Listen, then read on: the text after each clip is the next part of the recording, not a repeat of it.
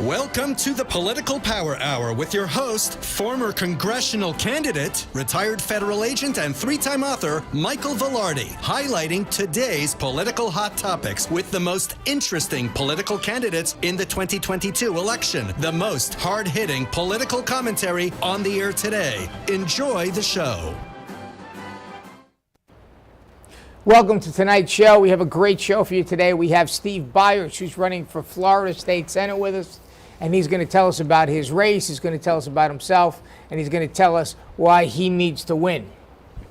Welcome, Steve. Hey, Mike. Glad to be here. Pleasure to have you on the show again. Yes, good to be Always here again. a pleasure. We were here last time before the primary. Now we're in the round two. I just want to say you did a tremendous job in the primary. Thank you. I mean, you left no doubt. That's the way I like to win. Right? I mean, yeah, decisively. Exactly. That was a very decisive win. So how are you going to do it against your current opponent? Decisively. Okay. and that's who? Who you're running against so the audience knows? I'm running against a state senator named Lori Berman. Lori Berman. Okay. Yeah. She's been in there a while. Mm-hmm. Ultra liberal. Yeah. Correct? Yeah. That's how I understand it. Right. And I'm just encouraged. I run into a lot of people who are excited. They say, we've been waiting for a candidate like you, Steve, to show up, and I showed up. So here I am, and I give the people a really good choice, and I think what they're looking for. Well, I think you do too. I mean, you're in a heavily Democratic district, correct me if I'm wrong. Yeah. Right? So give us I wouldn't call them fat, though. No. Just heavy. What would be 3 reasons why a Democrat would vote for Steve Byers? Well, I know a Democrat would vote for me if they just stop and look at my platform. Okay. And maybe don't prejudge me, that prejudice thing. Okay. For being a Republican. Okay. Hey, it's not my fault I grew up that way. That's the way I was raised. But I was also raised with the values of helping people. One of my favorite shows was The Lone Ranger, right? So helping people's in my blood. I've helped people through a lot of insurance claims, and I'm a public insurance adjuster. Okay. And my platform is to help people in their insurance problems. A lot of people are paying a lot of extra money. They've run into problems with their insurance claims, and they don't understand. Well, after 11 years of being a public insurance adjuster, I understand those problems. There's heavy lobbyists up there on the insurance side, and we need someone to represent the people on that. And I think that crosses the Democrat-Republican lines. Everyone can agree, hey, that would be a great platform. All right, so let's go back to your platform. Yeah. Which is what? Well, it's insurance, property insurance reform. Okay. HOA reform. Okay, that's good. And protecting parental rights. Okay. Yeah, those 3. Those are 3 good issues. And how does your opponent, Lori Berman, stand on those issues? Well, I think she's just there to vote the liberal line. Okay. And then oppose the progress that DeSantis is making in keeping Florida free and protecting Florida rights. And I don't know where she stands on the HOA and the insurance issues. Okay. Because I don't find many lawmakers informed to that. I find lawmakers feel like they're taking the people's side, but they're just mimicking what the lobbyists told them. Okay. And it's wrong. It's incorrect.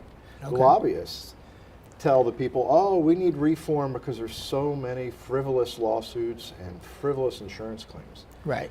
Well, who's telling you that? It's not your constituents. It's the insurance companies. And when you get down in it and you're actually working knee deep in the mud, in the flood zones of the hurricanes, like I've been there for 3 years after Hurricane Michael, you realize that these insurance companies are one that are frivolous.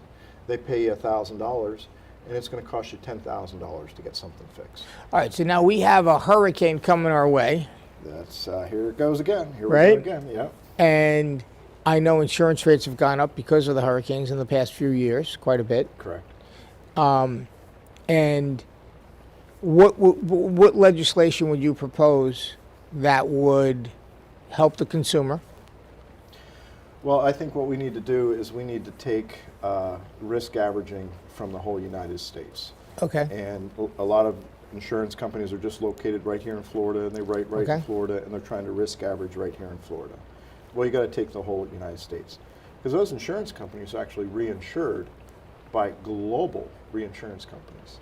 Okay. So the global reinsurance companies are taking a global risk pool. So why are we stuck with just a Florida risk pool? We need to have it open to a national market. So that would lower the rates. Yeah, it would make it more competitive. Yeah, because basically what you're saying is they're basically hedging their bets by getting insurance themselves. Is that right? Right. Okay, and that makes sense. Okay, that's good. Okay, good. So what do you think about some of these other races? You got the governor's race, right? You got congressional races. Yeah, I mean, well, this is if we don't turn Congress. Well, yeah, we got a lot of federal concerns. Yeah. Okay. And yes, we need to get out the vote, and don't be ashamed if you're Democratic and you vote Republican. You're not really voting Republican. You're voting your conscience. So that's what we need people to do, to vote their conscience and to realize that something's failed here in the last few years and in a very accelerated rate. I mean, look at gas prices, look at our economy, look at what happened, and we just need to flip that. I mean, it's okay. Whoop, made a wrong decision. Let's correct it, and that's what America needs to do right now. But I'm looking right here in Florida, and we got some really. We want to keep it red, and we want to move. Of course. We want to move the agenda, and that's what the Republicans have a chance to do, and that is to just reach out to the people and say, hey, we're here for you, and help us represent you at the state level and at the federal level. You know, So- I don't think the Democrats can claim they're really out for our best interests with gas prices where they're at right now. Well, the Green New Deal policies have given us the highest inflation rate since Jimmy Carter was president, and some people are probably too young to remember who Jimmy Carter was. But Jimmy Carter's alive today, and he's very happy that Joe Biden is president because Joe Biden's making him look good. And it's been a long time since a president came along that can make Jimmy Carter look good. Well, when you're as old as Jimmy Carter, it's nice to know that someone's got more dimension than you do. And I do remember Jimmy Carter. It was gas lines. Yep. And I was a little kid in Yep. that uncomfortable car seat, the back seat of my mom's car. Why are we standing here on the side of the road? The car didn't have air conditioning. We were waiting in line for gas. Yeah, exactly. Unfortunately, we don't have lines for gas, but it's pretty bad. No, Reagan came in and really turned everything around. Not only did we have gas lines under Carter, but we had interest rates at 16, 17%. People couldn't afford mortgages because the interest rates were so high. We had inflation through the roof. Yeah. It was a very treacherous time. We had tax rates that were up, in the 90 percentile. I mean, the highest tax rate was like 91% under Carter. And then Reagan came in and revamped the whole tax system and took the tax rate down to 28% and, changed everything. And now we see Joe Biden basically following in Jimmy Carter's footsteps. And it's scary. Palm Beach County, here in South Florida, rental prices up 42% for rents. Yeah. Okay? That is despicable. Absolutely despicable. No, it's really tough all over the country, and it's sad that the people paying rent are the one who don't realize where the expenses are coming in, because the Right. landlord has got to pay more in real estate taxes. They've got to pay more in the utilities or more in the services that they have to Right. procure to keep their buildings running. And Right. that's just getting passed down to the renter. Right, exactly. But it's the small business owner that's also getting hit. And those landlords are probably in the red just trying to get back to the black.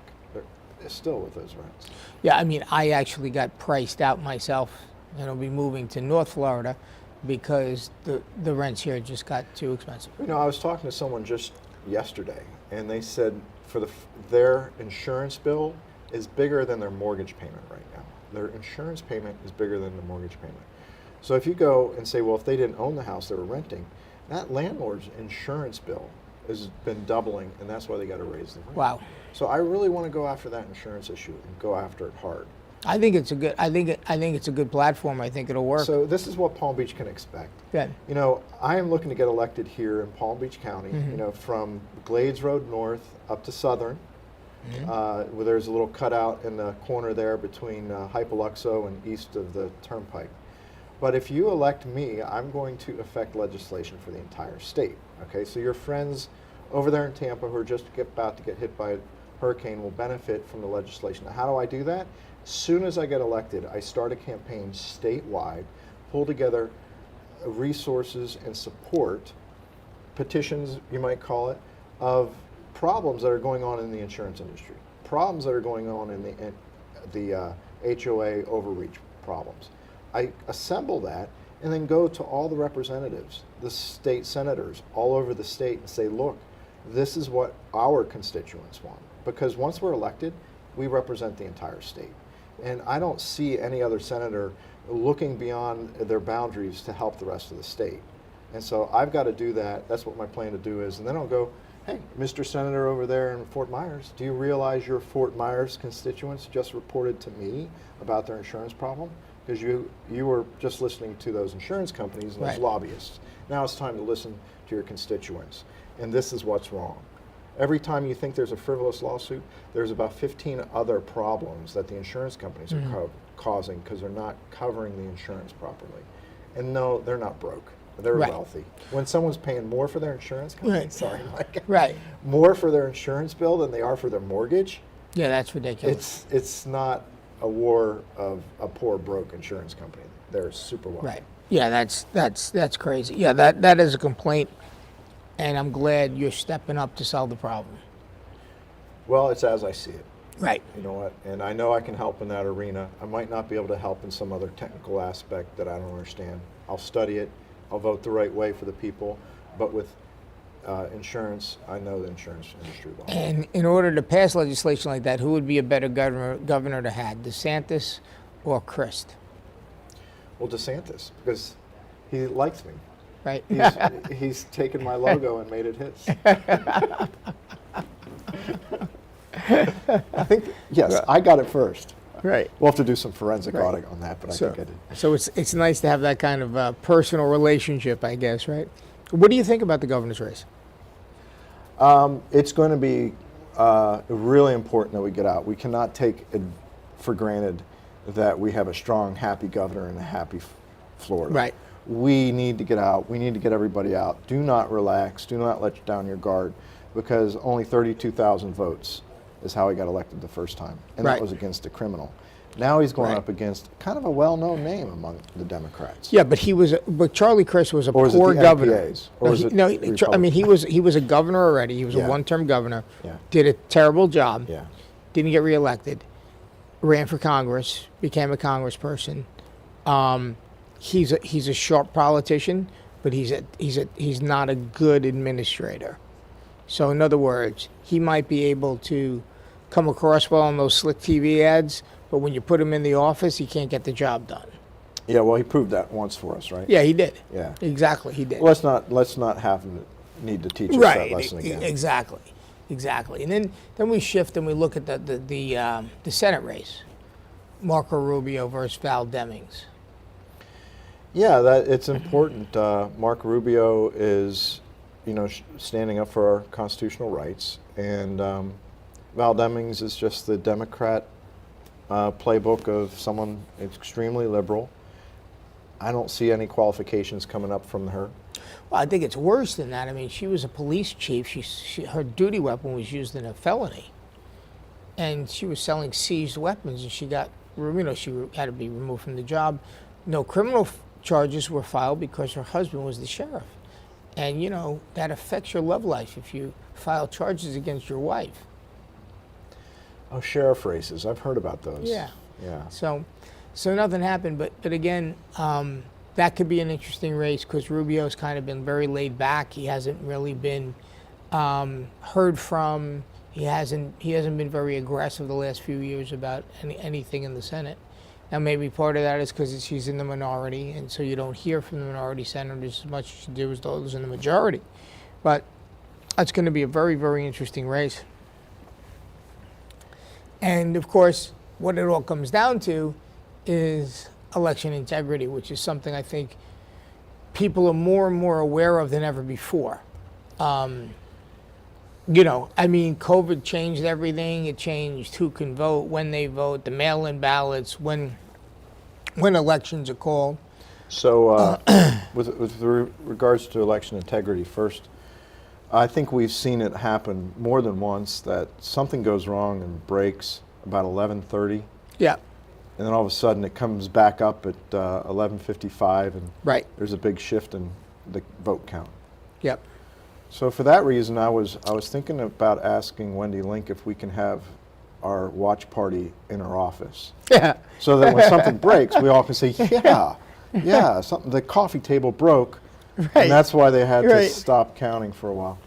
I just really hope that doesn't happen. I really hope we can prove to the people that there's a reason for them to have confidence in our election system. And when something breaks at 11:30 and there's a big shift in ballots Yes. 30 minutes later, that doesn't instill any confidence, and it really causes a lot of people to have to fight hard to hold back their anger about the situation. So Yeah, that's why I think voter ID is so important, and that's also so why the Democratic Party doesn't want voter ID, because if you are a Civil War veteran, you just don't have a driver's license, and you can't mail that in. well, I think voter fraud actually it can be tracked back to the Civil War era. Yeah, absolutely, it could. It could. I mean, it's always been an issue, but you really have to, we're America, and if we don't have secure elections, we become a third world country. Yeah. So what is it? Do people think that a voter ID is communist? Or why don't we want a voter ID? I told you, because all those dead people can't mail in current driver's licenses, Well, how did Hungary get a voter ID? because they realize the importance of voter integrity. We're here in America, one party just does not want it. Yes, because I was sitting at the lunch table after church with a guy who just got here from Hungary in August. Mm-hmm. I said, "Can you vote for me?" He goes, "No, I can't vote for you." But he brought out his voter ID. It was Right. from Hungary. Right. Looked like a driver's license. It was his voter ID. I'm like, wow, that's impressive. Are we that far behind in technology? Yeah, we can't I think catch everybody should have a voter ID, and they have to use that voter ID information when they vote, so they can be counted, so that it can't be used twice, it can't be used in different states.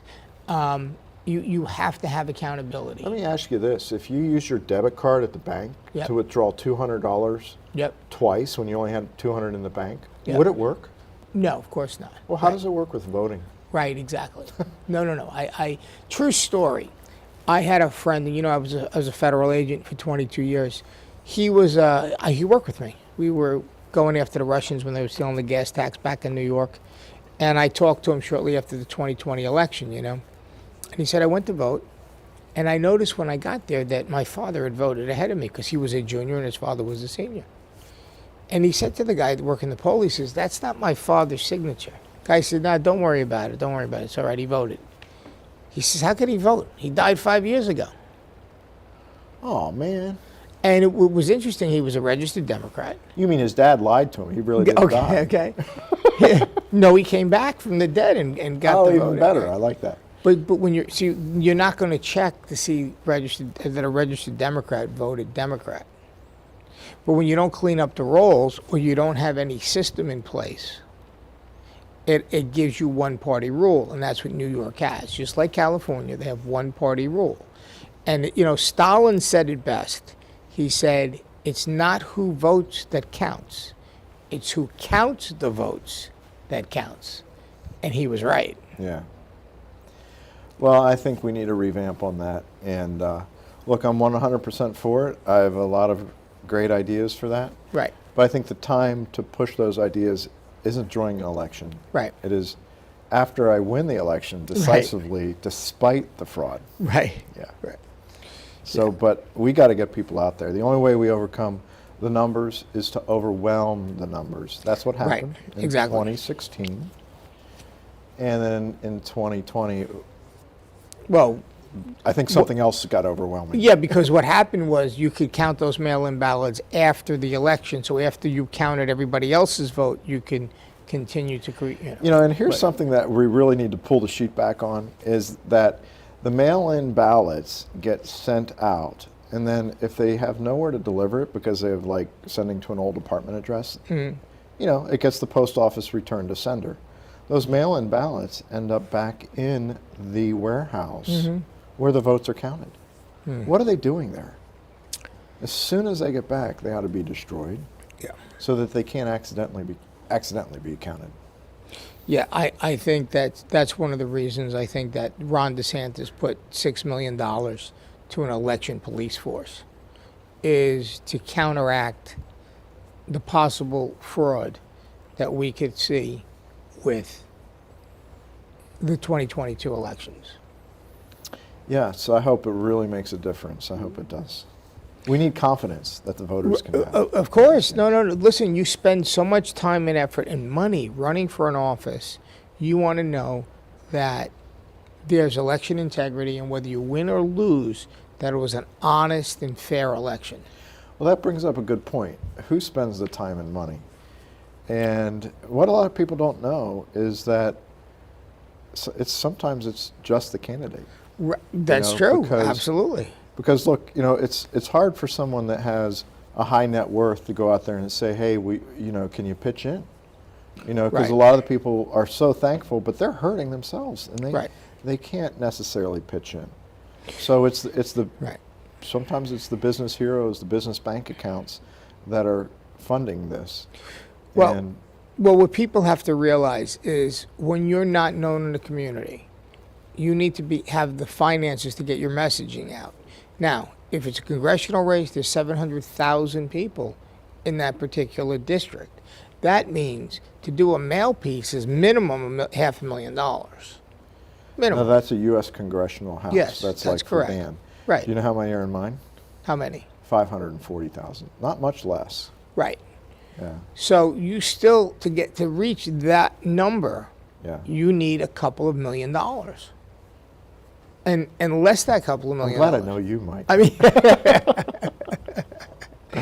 you have to be able to mail. You have to be able to do television, radio, social media, digital marketing. You have to get. Well, I tell you, even if I don't have the millions of dollars, I think we're going to win this thing decisively, because I'm running an unconventional race with unconventional means. Okay. And I have got lots of great volunteers. We got some great marketing. As a businessman, maybe I know a little bit more about marketing than a typical politician. Right. So I want people to know that those who have donated, it's being well spent. Good. We're getting the message out there. We're getting big signs out there. We're getting really positive feedback from our volunteers, and we're going to clean house on our social media.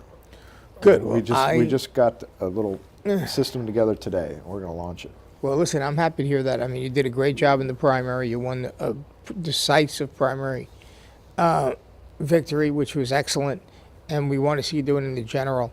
I mean, in politics, the greatest word is called reelect, because people have name recognition, and there's such a high. Let me throw something out to the people out there right now. When it comes to reelect, there is a big part of the ballot that's coming out November 8th. That's about the judges. Let me tell you, do not retain any judges. Okay, if they get retained, they serve for another 6 years, and if in 6 years and continually until they're 75 years old. Most of these judges have already served 12 years. They're nodding off at the bench. Let them go and let the governor reassign new judges. He can't reassign the new judges if they're retained. So across the board, do not retain the judges. And in addition to that, there's some amendments. If I can give my pick list on the amendments. Sure, go ahead. Okay, there's 3 amendments. I like them all. So I would go ahead and vote yes. You can study up about them, but it's for the people. I like those amendments. So if that's helpful, I want to encourage you. You can make a difference and feel informed. And now, since you know how I feel about those, read up the amendments. You'll probably be in agreement. And again, vote Steve Byers and vote for the winners like Ron DeSantis. Great. Thank you.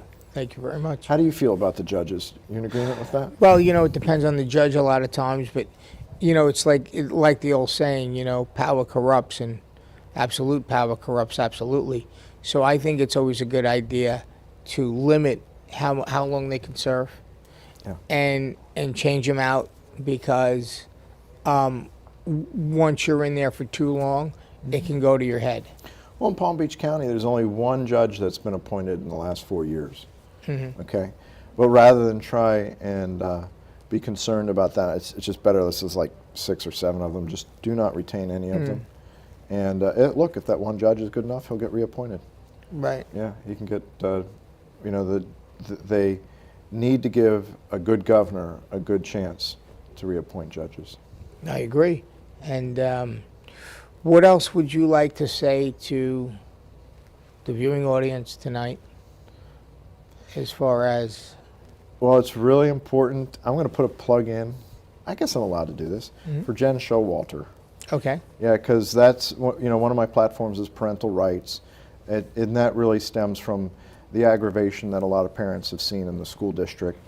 And, the school districts are what turned the race in Virginia with the new governor they have in Virginia Right. now.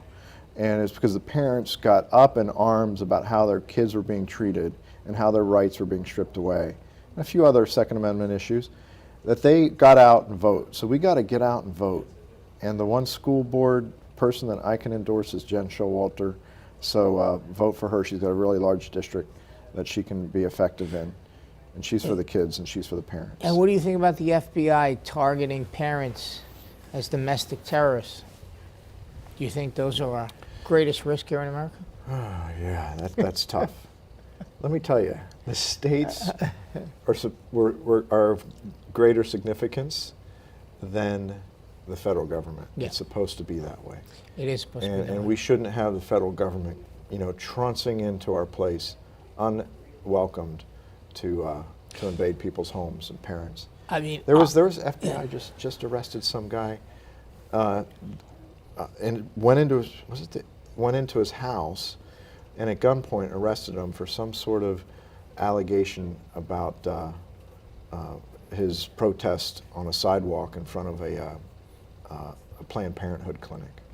Well, what is the FBI getting involved at that level? well, I think the fact that Merrick Garland is going after parents is very troubling. I think the warrant, which was ridiculous, there was no probable cause, there was no crime, that they went after the Mar-a-Lago warrant, the search, it was like a fishing expedition. All this stinks of political partisan politics. Well, when you go fishing, you usually mean, chum the water by throwing yeah, bait in there. Yeah. Do you think they could have done that? Well, Unsupervised? You know my take on it is, very, very, very plainly, there's been 2 books that have come out. One is on the Biden laptop, the Hunter Biden laptop. The other is by, I think it's Schweitzer, Peter Schweitzer, traced all the Chinese money going to the Biden family. And I think what those 2 books show, that if the Republicans take the Congress, that Biden will be impeached, and the evidence that they have is so overwhelming that he would have to be removed from office and probably charged with treason. And you could see how he's treated China. We sold off our strategic reserves, oil reserves, to China. What's wrong with that picture? Yeah. We ever in a family, sometimes the kids get caught, and then they point to I didn't do it, he did it, trying to cover up, and then they're pointing to each other, covering up. And that's kind of what the Biden administration, I didn't do it, and now he's pointing to Trump. Wait, Trump didn't do anything. You're just trying to divert the attention away from themselves. Very problematic. Yeah. I think that's what this whole thing is. This whole thing is to get your eye off the ball. And it's frightening because the corruption that we see is probably so epic that they know that it could take down the entire Democratic Party. Yeah, well, I wouldn't be surprised if the FBI starts coming after active political figures here in the state. Have you heard anything of that? Well, I think there's going to be a problem because I don't see how they're going to get these cases through. I just don't. You got to have probable cause. You have to have elements of the crime. You have to be able to convince a jury, and then you have appeal rights. So, I think that it's going to be very problematic if they continue in the way they're going. So, in the last 30 seconds we have in this segment of the show, what would you like to tell the audience, Steve? Hey, check out votestevebyers.com. I put together that website myself. It's very informative. I had people like it. I update it regularly. And you can find out my platform. That's something that's very easy to share with somebody.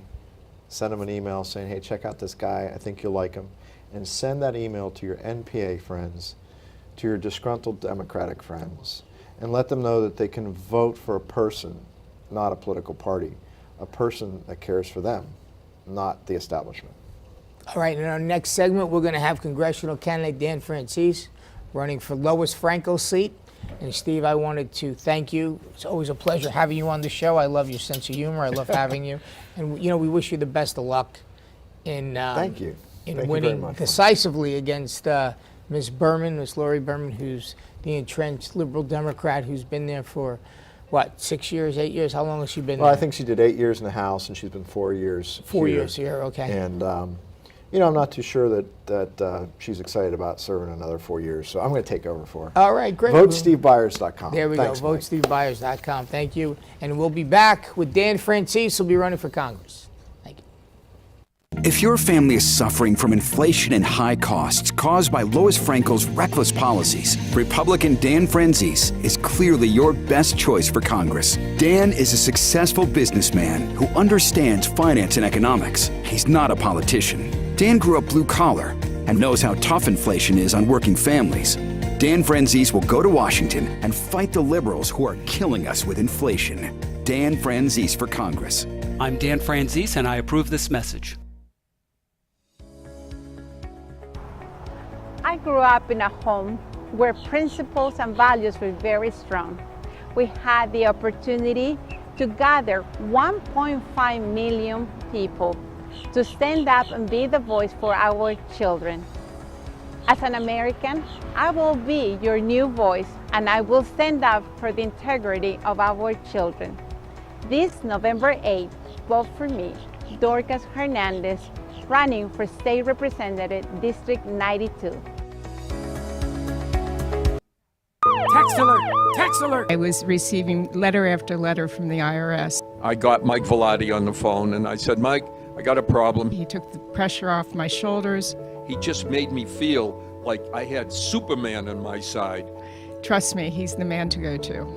IRS problems? I'm Mike Vilardi, enrolled agent. I can help. My company, Winning Tax Solutions, has always gotten our clients the best possible results. Visit us at winningtaxsolutions.com or call us today. You've been watching the Political Power Hour with Mike Vilardi. For more information, email us at mikevilardi@gmail.com. That's Vilardi with one L. And now, back to the show. Welcome back to the show. We got Dan Franzese. Dan, welcome to the show. It's always a pleasure to have you. Thank you, Mike. You're Thanks welcome. for having me back. You're welcome. We're looking forward to you beating Lois Frankel in this heated congressional race. Tell us about some of the things that are going on with your campaign, and tell our audience how they can get in touch with you, why they should vote for you, and why we need to have a Republican Congress. Sure. Great topics, Mike. So my campaign is in full gear. Okay, got good. a huge team. I've got about 140 volunteers signed up who are helping us. Excellent. And I've Okay. hired a whole professional staff to do all the other things behind the scenes that are needed in a campaign. Excellent. You know, we're doing door-to-door again, which was a critical part of Yes. my primary campaign, Mm-hmm. and that's the best way to get a voter to vote for you. I mean, you can show up on Right. TV, they can hear about you and so on, but if they meet you and look you in the eye, that's the best way to get them to vote for you. Well, you know, I've heard that Lois has spent a lot more time the last few years since COVID down here in Florida and not really showing up to be the congressman up there, missing some votes and not being there. What do you think about the job she's done? And you know, she's 72 years old. She's getting up there in age. Doesn't seem like has the vitality she did 10 years ago. Well, she may have the vitality, but we're not getting the benefit of it because Right. she mails it in. I mean, she literally mails in her votes because Pelosi is allowed proxy voting. Right. And I know there's at least 150 or 150 in a row possibly that she just voted from her living room down here in Florida. And so she isn't up there fighting for us. I don't see how you can be effective as a member of Congress if you're not up there with the other members and looking out for your district. But the truth is, that's not her priority. Right. There was something a voter said to me a couple of weeks ago that really resonated with me, and it really tells the story of what we're getting from Lois Frankel. This guy said, Dan, my member of Congress is Nancy Pelosi. And I said, no, sir, actually your member of Congress is Right. named Lois Frankel. He said, Dan, you're not getting it. Right. Lois Frankel just votes however Nancy Pelosi tells her to vote. Right. So in reality, our district here is being represented by Nancy Pelosi. And Nancy Pelosi is not looking out for this district. And that's at the crux of the problem. That is. What issues are you going to hone in on? I mean, there's a lot. I mean, let's be honest. Since Biden got in office, inflation is absolutely through the roof. Gas prices went from $1.69 all the way up to $5 before they backed off a little. The only reason they backed off is he's selling the strategic reserves to China and creating a false supply that's not there. They passed this Inflation Reduction Act, which is going to give every person a personal IRS agent they could call to make sure that they on the automatic audit program, so everybody taxes get looked at and they can squeeze every possible dollar out of you. Well, they've made an absolute mess of our economy, and the sad thing, it was all avoidable. Yes. We knew this was coming. Yep. I mean, a year and a half ago, I predicted a recession, and I've Yep. always said, but I'm not claiming I'm a genius. There were a lot of well-qualified economists Right. who could see all the things they were doing were going to give us higher gas prices, but also get us in inflation from overspending. And lo and behold, that's what happened. So this is definitely a man-made problem, and they were too slow also to see it or at least admit it. You know, starting in January of this year, it was pretty clear we were in an inflationary environment, but Biden kept saying, no, it's transitory, it's not real. And so they became politicized, the whole discussion. If the Federal Reserve had taken action in January of this year, we would have a much softer landing than we're having now. But the problem was Powell was up for reappointment in May, and I don't think he wanted to stir anything up by admitting there was inflation. So it wasn't until June that they started taking the steps. So they're doing all the right things now. I'll give them credit for that. The problem is they waited at least 6 to 8 months too long. I'll tell you one thing, Mike, I would have been one of those 19 senators that voted against his reappointment because he was waiting too long to do anything about the problem. If they'd just done it in January, that would have made all the difference. And that's why I think there needs to be a complete makeover of the Fed. It has to be depoliticized. What I don't want is lifetime appointments like you have with the Supreme Right. Court. That would be a terrible mistake. Right. I think there should be a term limit, literally one term. Maybe Right. make it a longer one, like 6 years, but that way they could truly do what's best in the best interest of the economy, as opposed to having to watch the political ramifications of what they do. Right. I could talk for hours about the Federal Reserve because I really Right. think it's become broken and it's not working for us, Mike. No, it's not. I mean, now, didn't Friday, I think we went into an official bear market in the stock market, right, with the sell-off, right? Yeah, that's one of the things I definitely I want mean- to talk about tonight. It tanked again today, by the way, over 300 points. Wow. And so Friday we're back in a bear market, which again, the simple definition of that is it's 20% below the last peak. Right. And so it had gotten to that point a couple of months ago, and actually it climbed its way back, made up Right. about 12% of that. So it's looking like, yeah, maybe things had bottomed out and they were getting better, but no, because they did such damage to our economy, it's becoming Right. apparent. We went into a recession, in my opinion, officially about a month ago. You know, technically, I guess it's not because whatever committee declares recessions hasn't Right. declared it. But Well, 2 quarters in a row of declining economic activity is a recession. It's a recession, of and, course. And the They businesses just- see it. Right, they just changed the terms because they don't look as bad as they really are. Rest assured, they I mean- wouldn't move the goalposts if Trump were still in the White House. And we had Right, Trump, they'd be exactly screaming about that. Right. But you know what? Pretty soon, you're starting to hear about layoffs at big companies. Yeah. So the American people are suffering from this, and the sad thing was all avoidable. It was all avoidable. And stock, I mean, 401ks are getting hit Yeah. hard, right? I mean, get totaled. Now, when you see, and you said it before, when you had that 20% drop and it came back 12%, then now it went below the lower low. Now that's a bear market. You got lower highs and lower lows. So the American people are getting hit from all sides because things are now, costs of goods are going up way higher than Right. their wages are going up. Yep. And for people living on retirement accounts, there's less money in there than there was Right. before. So things are costing more, and they truly have less money. And the people who are retired. And those who are working maybe aren't as bad off, but they still are because wages are going up maybe 3 or 4%. That's great, but not if inflation's at 8 or 9%. Mike, it's not going to stop. It's going to continue. Yeah, so we only have 40 days, 40-something days till Election Day. Mm-hmm. Now, that should bode very well for the Republican Party.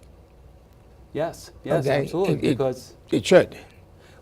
typically in midterm elections, the party that's not in power historically picks up seats. Absolutely. And if you add to that the horrendous state of the economy, Right. plus all the other problems, there's the problem at the border, there's all the international Right, stuff. exactly. I mean everything Exactly. Biden has touched, he's made much worse. I always Yeah, tell people, absolutely. look how much worse things are versus 2 years ago. So I think Right. it's just going to be a massive red wave across the board. And that's one of the things that gives me optimism that this seat is winnable this year by It a is. Republican, It is. by any Republican. Right. And on top of that, I'm planning a campaign unlike she's seen in the past. Right. And so she has a very strong competitor on that. Right. But another aspect is that there's a very large Hispanic population in the district. And what we've seen in other parts of the country, that group has overwhelmingly started moving toward Republican. So I think all these things are going to be working to my advantage on November 8th. I think so too. I mean, I think a lot of Democrats might just sit home. I mean, how could you support what's happened? I mean, I doubt Putin would have invaded Ukraine had it not been for the fact that Joe Biden was in the White House. I agree. We never would have spent $1 trillion going back into those Paris Accords. That's taxpayer money. Yeah. The money that we've given to climate change issues, to Ukraine, the ridiculous spending bills. Do we really need 87,000 new IRS agents? Do we all have to have a personal IRS agent? I mean, that is despicable in America. Do we need that? No. I mean, there's so many reasons we don't need that. Because first of all, that's going to cost money. Okay, Of course. that's hundreds Absolutely, of yeah. billions of dollars, and we're spending our country into bankruptcy. I mean, we have Yep. national debt of over $30.5 trillion. It's terrible. and it's only getting worse. Right. There could be a day when the people lending us that money will say no more, or they will, but now they start dictating terms to us and how we run our country. Right. That we need to get our financial house in order. But back to the IRS agents, we don't need more agents there. I mean, the entire IRS, I think, is only 87,000 people. Right, So they that's will right. literally be Right. doubling it. That's right. But with the agents Right, who that's right. aren't going to be there to crunch Right. numbers, these are agents who are going to come to audit us. And it's not the rich they're after. That's No, the it's rich, you and me. It's Right. you and me. The rich have their accountants and their lawyers Exactly. and their ability to fight it. It's the great middle class that the Right. real opportunity, where the real opportunity lies. But in general, I'm in favor of downsizing the federal government. So the department, here's another one for you. So the Department of Education was founded in 1979. Right. As I look back, that arguably Jimmy Carter. was the worst mistake of Jimmy Carter. Right. It wasn't the Panama Canal, it was arguably Right. that. Right. And I always say, well, what did we do before we had that Department of Education? The answer is, we had the best schools in the world. We had Right. the best education, Right. best reading scores, best math scores. Right. How have we done since then? Well, since then, other countries are eating our lunch in Right. terms of That's true. proficiency of our students. Right. Yet it's a department with a budget now of close to $100 billion. So that's one of the very first things I would shut down. People say, all right, Yep. Dan, how are you going to balance the budget? Well, I know one department that I think we lived without for about almost 200 years or over Right. 200 years and did a great job without it. That's one thing for us to phase out. Absolutely. But all the other departments there should be immediately hit with hiring freezes. That alone will start correcting the problem. But there just needs to be a zero-based budget approach to all these departments. agree. That's not the way they think in Washington. No. They think, if you've always spent this much, okay, you go, when it comes budget time, you argue about how much more to spend. And I would say no. When Right. it comes budget time, you should be defending every one of these dollars from scratch. No one has ever taken that kind of approach to Washington. No, you know what it is? It's the politicians. Yeah. The politicians they fill their campaign coffers with money from special interest groups. So as a result, they have to look to kick back to the special interest groups. That is why I'm in favor of term limits. I believe And I'm going to run, chances are I'm going to run not in this district, but in another You're district. exploring a run, maybe is what you should say. Right, exactly. I'm thinking about it. And if I were to get to Congress and be a congressman with you, I would propose 3 terms. That's it, congressman, 6 years. You're done. You got 6 years for congressman, 8 years for the president, and you have 2 terms for your senators, 12 years for them. So you got 6, 8, and 12 done. Because corruption is so widespread. Nancy Pelosi, I think, raised $29 million for a congressional run 2 years ago. Who's giving her that kind of money? It's the safest seat. Why? Because she's dictating the terms of how Congress is going to spend money because she's running the show. Yes. All right? And she's 80-something years old, been in there since the 90s, 30 years in Congress.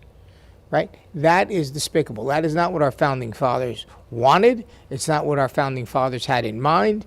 And certainly, we need to change that. I'm all in favor of that, Mike. More than a year and a half ago, I signed the term limit pledge. But I actually took it a step further. Because if you read the official term limits pledge, it says when in Congress you will vote to limit yourself to 3 terms. It does. Right. That's all it says. It says I will vote for it. I've already said right on the spot, not only will I vote for it, but even if it never passes, I agree right now I will abide by it. Because Right. otherwise I'm a hypocrite if I won't Of say course, that. right. You know what? I'm not aware of any other candidates that have actually taken that Right. step further by saying I will abide by Right. that. I would do the And- same and- thing. And, well, thank you. Then Yes. now you're Yes. the second guy. I'm the second Now guy. you're I the mean, second guy who would you do and I- that. yes, absolutely. And people tell me, well, why? Why would you do that? It takes a few terms to learn how to get things done. And I say, you know what? It would incentivize me from day one Right. to not just sit back and put my feet up, but to start to get things done. Right. And because I know I'm out of there after 3 terms, I'll be less afraid of making some people upset along the way. Absolutely. And since I'm only going to stay 3 terms, I'm not dependent on these big PACs and all the special interests Right. to keep me there. I'm incentivized to do it exactly the way our founding fathers wanted, which was just to bring in regular people from the Right. farm back in those days, or in my case, from the business world. Right. Go in there, represent the people, do it for 3 terms, get out and find someone else to pick it up. Right. Because if you don't have that, you don't get government by the people. You get government by a ruling class. The Right. only way to get government by Exactly. the people is to send in regular people there who know what it's like outside the government. So I'm a huge, Right. passionate supporter of that. There's a local fellow named George Blumel who's been the Yes, he's I been love the George. champion of this Yes. for decades. Yes, he has. And Yep. and so he's the term limits guy. Yes, he literally. is. Yep. And as soon as I heard about it, this pledge, I said, "Bring it on," and I signed it, and we were done. Yeah. Now, when I ran, everybody signed it except Laura Loomer because she wants to be in Congress forever, but she lost again, so that's not going to happen. But it was interesting when I find people that don't want to sign that, whose intentions are to go to Congress and just stay forever. That bothers me. It should not be a career. It should not be a career. It's an honor, and it's a privilege to serve. That's right. You And should be it serving. shouldn't right. be your job. You're serving your people. And Right. I always say, I always joke about, well, when you get there, you're going to be Mr. Congressman. I say, no, actually, to anybody in my district, I'm going to tell them, my name is Dan. Right. And you know why? Because I work for you. Right, I'm not that's one right. of your masters. I'm not one of your people who run Right. the country. I'm there representing you, working for you. That's so right. My name is Dan. Right. That's Yeah. what it's always going to be. Right, and I think that's the way it should be, because people go there to enrich themselves, and they destroy the country, and that's why we have over $30 trillion in debt. Yeah. And we have to get people in there that are going to stop it, and I think you'd do that. Well, I thank you. I appreciate your faith in me, Mike. Yep. I know you very early on were a supporter, Yes, and absolutely. very much have you to thank for me getting this far with it. I mean, this race at one point had 12 people in it. Right, And right. I'm the guy that got across the goal line. Yes, exactly People right. all along have Yes. asked me, "Oh, will you be tough enough to beat Lois Franklin?" I said, "Guys, I just survived a 12-way primary, and Right. not all my competitors were nice. I'll tell Yeah, you, I had some real battles. So, Yeah. and I also say, if there's anything bad about me, any skeletons, you would know about them by now. So I am very battle tested and ready to go up against Lois Yes, Frankel. and I just want to add to that. Now, we did have Carrie Lawler on the show, and she adamantly supported you. That's great. I like Carrie. Yes, she likes you too very much. Peter Arianis is going to come on the show. Great. He got sick, so he'll be on next week, the week after. So people you ran against are coming out in support of you. Mm-hmm. And I think that's a tremendous thing. Mm-hmm. And I look forward to having those people on this show so they could talk about your integrity, your honor, and what a great congressman you would make. And I think it's wonderful when we can support each other and get behind the candidate to get them over the goal, because the real goal is to beat Lois Frankel, and you need people that are going to help you to do that. It's not something you're going to be able to do yourself, and I think it would be tragic if people didn't support you, who didn't, who didn't, you know what I'm saying, and we ultimately don't win, because that would be more tragic than anything. Absolutely, Mike. Okay. And by the way, Rod Dorillis also came out and supported me. Yes, he did. So Yes, I do Rod think Dorillis, he yes. merits a shout out for that. Yes, he does. I spoke to him. I haven't discussed everything on the show, but I think he called you. Yes, he did. He No, did we had call a great you? conversation. Yes. Helped Okay, connect good. me with some of the people that had been supporting him. And, Excellent. And one of the great things is, during the primary, the party and all the leaders had to be officially neutral. Right. They're all behind me now. Excellent. And that's a lot of support. That's excellent. That the is. support's literally coming out of the woodworks. Good. And they're helping me to connect with fundraisers and people who can help me Excellent. raise money, because that's what you need. a state-of-the-art campaign might cost hundreds and hundreds of thousands of dollars. I know. Just to I open know. the door, basically. Yeah. But I'm confident I'll get there, Mike.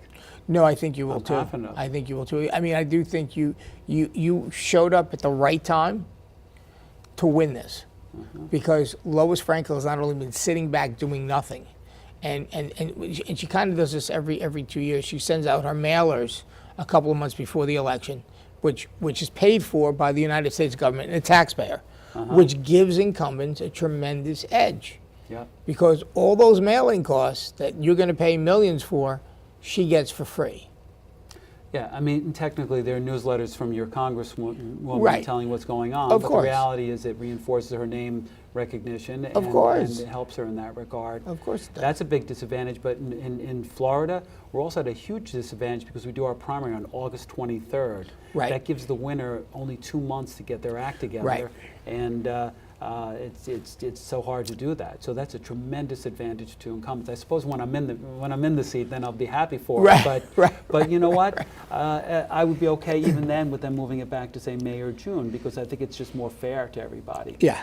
And I also think the Republican Party, what they're not good at, is they should have a plan going in. When you have, what did you say? There was 12 of them. 12 people at one Five point? made it onto the ballot, but at one Right. point there were 12. Okay, to have that many people going into a congressional race is suicidal for everybody. And when I ran, there was 6 of us. You know what I'm saying? It was, and the winner won with less than 50% of the vote. All right, so there's no way she was going to get past the Democratic opponent. So you have to be able to narrow the field going in. Yeah, there's no really democratic kind of way to do that, because we Right. do have a country that's run on democratic principles. Right. And if someone wants to run and qualifies, they should be allowed to run. People always say, oh, why doesn't the party get together and anoint this one guy? Well, who makes that decision then? You know, Right. the beauty of this is, the people, whoever gets selected was truly selected by the people. Right. I mean, I know when I ran, I interviewed with the party. At the time they told me I was the most qualified candidate, which is the reason I continued. But there was a lot of people. There was a lot of people, and some people didn't make the ballot, and it was a crowded field, and it makes it tough, because now you have 6 or 8 people, whatever the number is, vying for the money that could otherwise go to 2. No, exactly. I mean, and because I had a tough primary, I had to spend a lot more on it than I You did. wanted to. Right. And would have wish we could have run it such that the money would still be there on day one for the general. Right. But I truly took it down almost to 0. I had to, because I was in a very bruising Right. primary. You were. So you're right. were. In many ways, that was wasted money. One Republican spending against another Republican. Right, exactly. Yeah. But like I say, any solution to that is, might be even worse than the sickness, because, Right. who makes that decision? Right. No, I understand, and but I think what's even worse is you need to get the support of the primary opponents that you beat, because that is necessary to push you over. I mean, if we don't get all the Republicans out, right, when we're in the minority, we have no chance. We got to bring all the Republicans out. We got to turn the independent voters, and we got to hope the Democrats don't show up. Because, correct me if I'm wrong, but I think you're out registered by 20%. Less than that, actually. I mean, it's always tricky because the district has 30% with no party affiliation at all. Right. And we think that's going to break overwhelmingly toward the Republican this year. It should. I agree. So that's where the great opportunity lies. So whenever people talk about the makeup of the district, I think it's always misleading to look at those kind of numbers. And but in any event, like I said before, I think we can win it. I mean, what I offer is a businessman's perspective. I always say, Right. When people say, all right, tell me about yourself. Why should I vote for you? I said, all right, I'll give you the elevator pitch. Right. I'm not a politician. I'm a businessman. I'll bring a businessman's perspective to Washington because I think we really need it there right now. Right, exactly. That's my so-called 10-second elevator pitch if that's all I get with somebody. But if they say, all right, tell me more, let's walk down the hall and tell you more. Right. And I talk about things like we've talked about before, about how the federal government's just got so bloated and nobody's ever takes a step back and says, well, why do we even need this? Why do we even need a Department of Education? Or why do these Right. things need to be so big? So much of your money goes there. You know this, I'm sure you know this fact, Mike. 4 out of the 10 richest zip codes in America are in the Washington suburbs. Right. And that's not because rich people are moving there, it's because our taxpayer money is making it through there and into those people's pockets. That right there tells you something's not right.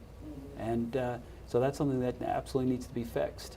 And there needs to be accountability, and we need to protect our border too. I mean, people ask me, so what do you think is the biggest issue? What do you think is your priority? Overwhelmingly, what I hear from voters, it's economic issues. Absolutely. It's inflation, the fact that we're in a recession. I don't care what Biden says, we're in a recession, and the cost of all these things. That's overwhelmingly which is of most concern. But another thing they're passionate about and could very well become as big a concern is the border. And a lot of people are concerned that we're doing permanent damage every day that we leave. Absolutely. Open. One of the worst things is the drug crisis we're getting out of. Right, this. exactly. We're getting hundreds of thousands of fentanyl overdoses that we didn't even have, I'm not sure I even heard of that drug a couple of years ago, and now it's become It's the so deadly, right. scourge of our country. I heard someone running in a different office saying every month we have 3 9/11s, and I said, what are you talking about? Every month we have 10,000 drug overdose deaths from fentanyl. That's basically 3 9/11s. That's a crisis that is truly coming to us via the southern border. It's absolutely. It's one of a dozen or hundreds of reasons. We do need to maybe instead of hiring 87,000 IRS Right. agents, let's hire 30,000 border security people. Well, So these are all important. They are. Those are the 2 most important issues whenever I talk to voters. But overwhelmingly, it's the economic issues people are most concerned about. what did you think about the migrants being shipped to Martha's Vineyard? It's interesting to see how people react when suddenly they have to take responsibility for their actions. Exactly, right. That was a designated sanctuary city. Well, if they were true to their word, they should have been welcomed with open arms. And I think the excuse was given, well, we have no work for them. But then I read somewhere, if you open the newspaper in the town, there's more than 50 job help wanted ads. Right. So there was. So it's pretty ironic that this kind of thing happens. And they say this, and Lois Frankel went on saying this is some sort of cheap publicity stunt. We should come together for bipartisan legislation. Well, you know what? No one is aware of any kind of legislation she ever championed. 10 years she's there. What has she ever accomplished? Right. Nothing. She's what they call a classic backbencher. Doesn't do anything. Votes the way the party tells her to, and the party takes care of her because she's just a loyal participant. I'll tell you, she's best buds with Nancy Pelosi. Yeah, she is. Yes. People say, "Oh, do you think you can find any pictures of them together?" And I said, "That's easy." Right. They're always together. Because Exactly. it's really true what that voter said to me. That was one of the most amazing things I heard from a voter when I was going door to door. Nancy Pelosi is really my member of Congress because that's where the orders come from. That's true. what really represents us. Well, we have a minute left. Tell us where people can get in touch with you, how they can help you, how they can donate to your campaign, and summarize in 30 seconds or less, if you could, the 3 main reasons why you're running. Sure. So to learn more about me and to sign up for my campaign and to donate to my campaign. Donate, absolutely. We cannot I have to ask for the money. You do. You can go to my website. The easiest way to get there is danforusa.com. So that's for, F-O-R, Okay. danforusa.com. danforusa.com. Key reason to vote for me, as I said before, I'll bring a businessman's perspective to Washington. Yep. You know, over and above that, I've just have a great track record of success in so many things. I've held many leadership positions. I've been a CEO, a CFO, a managing director, Right. portfolio manager. I've succeeded in all these things. And by the way, there is no silver spoon in my closet. Right. My father was a union carpenter, and I was a carpenter starting at age 16. So I've truly worked my way up the ladder. And so I know what it's like to be a working person who has to struggle to make ends meet, because that was my family growing up, and that was me for a long time. So I bring that valuable perspective I get from having literally lived the American dream. I want to preserve it for future generations, Mike. No, I think that's great. And Dan, I can't tell you how much we really want to see you win this race. I think it would be tremendous. It would flip the House. And that's what we need to do, is flip the House in a big way. Flip it And red. Flip it red, because we need to take back our country, because I don't like the direction it's going. I don't like 42%. Just 42% rent increases in Palm Beach County. That's mind-blowing, okay? I got literally priced out of my house, and it will be leaving within 2 months because of the rent increases. Yeah. Mike, let's get our country back on track. Let's get our country That's my back. mantra now. Yes, absolutely. So please vote for Dan Franzese. He's a great guy. I know him personally, and he will do a great job in Congress. And I want to see you get there, and I want to see you win. And I'll do anything I can to help you, because you're the best guy for the job, and you need to be in that position. Thank you. Mike, thank you so much for your You're support. welcome. No, it's my pleasure. And thank you for watching the Political Power Hour tonight. I'm your host, Mike Vilardi. We look forward to seeing you next week. We'll have another great show. Till then. Thank you for watching the Political Power Hour with your host, Michael Vilardi. If you would like to see a particular candidate on our show, please email us at michaelvilardi@gmail.com. That's one L in Vilardi. We will see you next week.